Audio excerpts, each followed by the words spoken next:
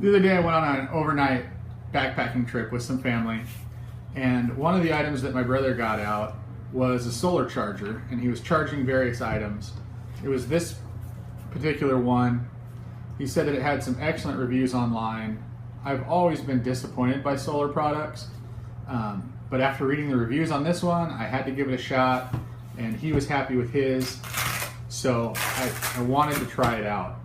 One thing that I noticed right away is it has this pocket here.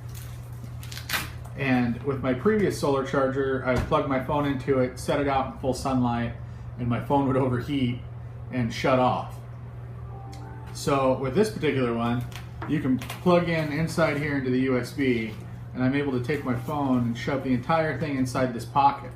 And what that does is it protects it from the sunlight, so it doesn't overheat while it's charging. One of the things that I read in the reviews for this is that when you're charging certain items and it's in full sunlight, it'll put out the full amount of amperage, and then when cloud cover comes in, the amperage that this is able to put out drops. Some devices will sense that drop in amperage, and then when it goes back to full sunlight, the device will not start drawing that full available amperage to charge. It'll stay at that lower amperage.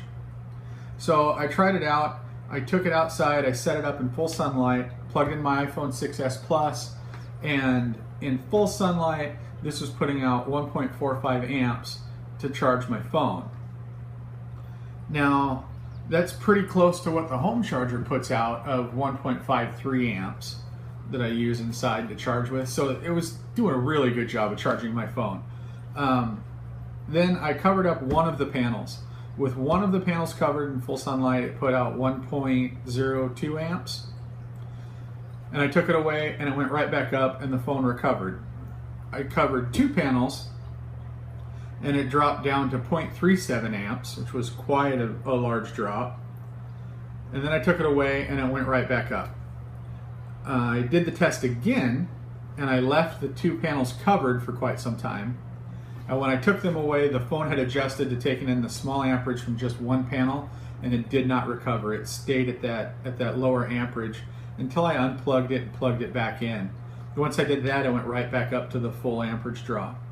So at 1.45 amps, this has been able to charge my iPhone 6s Plus, my iPad Air 2, a headlamp. I've used it to charge my GoPro Session. So overall, this particular product I'm happy with. It's the first solar product that really hasn't been a big disappointment to me. I know that when it gets partially covered and it lowers the amperage that the phone's gonna take, that's something I can deal with. If I'm out hiking or camping, I set it up in full sunlight. If I notice the amperage drops, I can unplug it, plug it right back in, and it'll go right back up. So I'm happy with this product.